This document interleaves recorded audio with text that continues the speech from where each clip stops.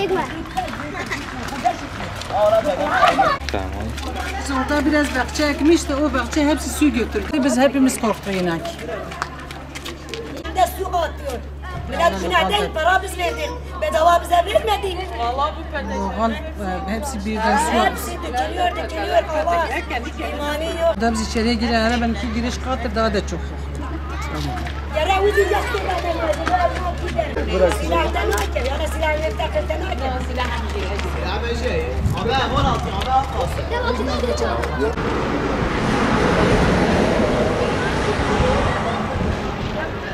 Mila. Köyde de işte geliyor onu açı bırakıyor.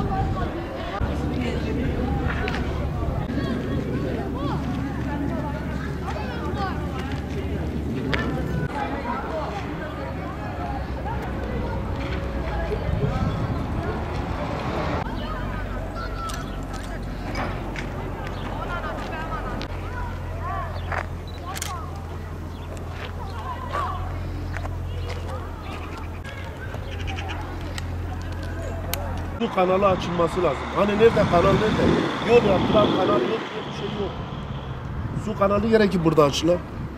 O da yok. Yani ilgilenen yok, bir şey yok. Su kanalı olmayınca ne oluyor abi? Abi su da direkt temelin altına giriyor.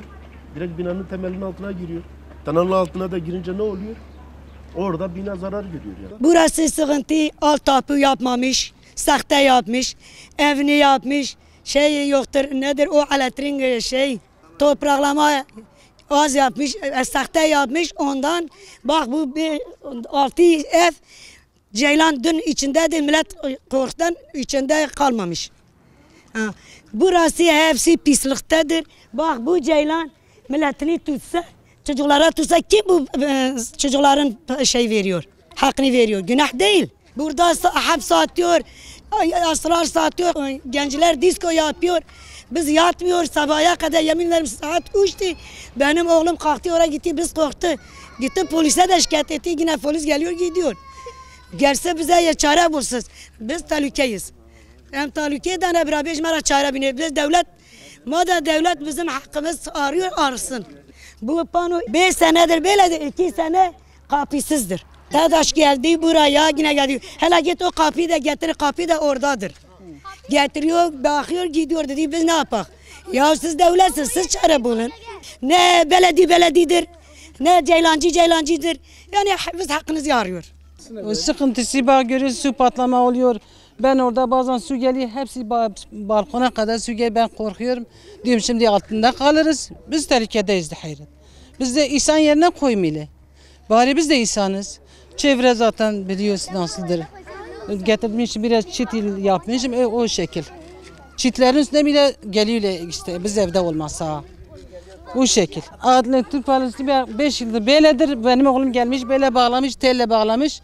Teda işte geliyor onu açıyor böyle açık bırakıyor gidiyor o şekil olmuş. Elektrik de öyledir. Sabah şey yok topraklama yoktur. Vallahi bizi insan yerine koymuyor gerçekten. Ha. Bu ışıklandırma o da yoktur. Biz şey de ettik diyor gelin dilekçe verin. İşte yaptık da dile yapacağız yapmadılar. Yoktur. Polis geliyor kovalama yapıyor ondan sonra onlar kaçıp gidiyorlar. Bu çevreyi yapsalar iyi olur. Yani bari bizi de insan yerine koysunlar. Biz müteahhitte de çok şikayetçiyiz. Paranı aldın gittin ha bak bu 4 seferde yapıyorlar gidiyorlar arkada su yine patlıyor. O zaten o lokal hepsi fare çıkıyor, şu çıkıyor. Abiyle büyük fare çıkıyor. Altyapı düzenli değil ondan. Hani yaklaşık olarak 3 senedir buraya geldim. Yani 3 senedir ben buraya gelmeme rağmen bütün sorunlar hiçbir zaman sorun bitmedi. Hani altyapıyı zaten görüyorsunuz. 3 seneden beridir sürekli altyapıda bu şebeke suyu patlak veriyor borusu. Dandik boru takmış, müteahhit yapmış yani bunu. Tamam diski sağ olsun geliyor kazıyı yapıyor. Amenna ona dediğimiz bir şey yok ama diskinin ayrı bu bakım onarım ekibi gelip yeri düzeltmiyor. Yani aylarca sürüyor. Hatta en son 3 sene önce tekrar bir kazı yapıldı. 2 sene boyunca hiçbir şekilde gelip yapılmadı. Bunlar burada kendiliğinden otlar yeşerdi. En son 2 ay önce ben çağırdım onları. Hani kavgayla dövüşle de olsa geldiler. Bir şekilde yapıldı. Ama 2 ay geçmeden tekrar aynı şekilde sorun devam etti. Yani ben belediyeyi arıyorum, talep oluşturuyorum. Diskiye bildiriyorlar. Diski diyor ki programa katmışız. Ama bu program nedense aylarca sürüyor.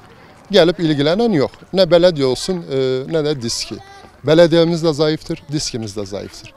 Artık neyin peşindeler kimse çözemiyor. Buradaki bütün insanları mağdur duruma sokmuşlar. Bak görüyorsunuz binalar 2019'da bize teslim edildi. Yani zannedersin ki bir 15-20 yıllık binalardır. O kadar ki kalitesiz işçilik kullanılmış durumda. Bak şu pano yaklaşık 3-4 seneden fazladır. TEDAŞ'a defalarca bildirdik, umursamıyorlar. Geliyorlar kapıyı yerine koyuyorlar, tekrar gidiyorlar. Yani bu demek istediğim şu da var. Bu müteahhitin yapmış olduğu binalarda topraklama hattı da zayıf. Benim binam 6 daireye dün 2 gün boyunca elektrik gitti. Neredeyse gelen gideni çarpıyordu. Allah korusun hani bir faciaya yol açacaktı. Doğalgazı çağırdım, doğalgazı kestirmişim. Kendi imkanlarımla elektrikçi getirmişim. Bugün gelecek zaten. Ayrıyeten topraklama hattı çekecek. Müteahhitin yapması gereken şeyleri biz kendi başımıza yapıyoruz. Belediyenin yapması gereken şeyleri biz uğraşıyoruz. DİSKİ'nin yapması gereken şeyleri biz uğraşıyoruz. Emniyeti ihbarda bulunuyoruz. Emniyet geliyor. Hani kimlik kontrolü yapıp tekrardan kimseye karışmıyor. Yollar artık berbat durumda. Serisi, iti kopuğu gelmiş burada resmen kendine mekan kurmuş durumda. Hani biz bu sorunlarımızın giderilmesini istiyoruz. Yetkililerin de buradan bu insanların sesini duymasını istiyoruz. Bu sorunların bir an önce buradan def edilmesini istiyoruz. Talebimiz bunlardır. Şimdi eksiklerle alakalı hiçbir muhatabımız yok. Yani dediğim şu, bütün sorunları kendi imkanlarımızla halletmeye çalışıyoruz. Aradığımız örnek veriyorum belediye. Belediyeyi arıyorsun sadece 153 senin karşına bir tane müşteri temsilcisi çıkıyor. Talebini oluşturdum diyor. Başka da herhangi bir alternatif yok. Dediğim gibi yani keşke belediyemiz gerçekten çalışsaydı. Gelip bu sorunlarımızı çözmüş olsaydı. Sadece burası için değil. Yani bu bölgenin tamamı için geçerlidir. Belki şehir merkezinde farklı davranıyorlar. Ayrımcılık var. Oraya anında müdahale var ama bu bölgelere müdahale yok. Bizim şikayetimiz bununla alakalıdır. Bu sorunların bir an önce bizden hani kendi başımıza değil de yetkililerin halletmesini istiyoruz. 2 sefer kıldı TEDAŞ bende 20 milyar ceza aldı. 20 milyar. Boşu bu 2 sene evvel 20 milyar aldı. Niye yapmıyor? Niye yapmıyor? Bak hele haline bak. Parayı kendi ceza kesiyor. Ne kaçar ne bir şey. Sen böyle yapıyorsun gerisi millete ceza kesiyorsun. Ceza araba geldi. Bütün bu saati bu trafoyu araba vurdu. Trafoyu dağıttı. Tamam. Geldi bak kaç tane ev var? 12 tane evin içinde geldi sadece bana. Dediler ki içinde kaçak var. Nasıl kaçak var bunun içinde? O zaman kaçak var hepsinde var. Kaçak nasıl? Buradan ben kaçak ikinci kata nasıl götürüyorum? Bak hele abi. Buradan kaçak ben ikinci kata nasıl götürüyorum? Bir de buraya kilitli bak kırıldıktan beri de yapmıyorlar. Bak burası böyle mi ya? Bir çevre düzelmesi yapsın. Biraz burada yeşillik alanı yapsın. Ama kimse ilgilenmiyor ki. Bak bu ana caddede arabalar geliyor orada duruyor. Hepsi fuhuş yuvası olmuş. Gelsin orada bir elektrik taksın. Yani öyle değil ki yani. Buraya bir aydınlatma şeyi koysun. Yok. İlgilenen yok. Muhtar geliyor. Muhtar da gidiyor diyor. Yok işte bilmem falan filan geliyor. O dönemde oyunu alıp gidiyor. Kaç tane belediye geldiğinde beri fatura 700-800 milyondan aşağı gelmiyor su faturası. Ne yapmıyor? Su faturası elektrikten daha fazla geliyor.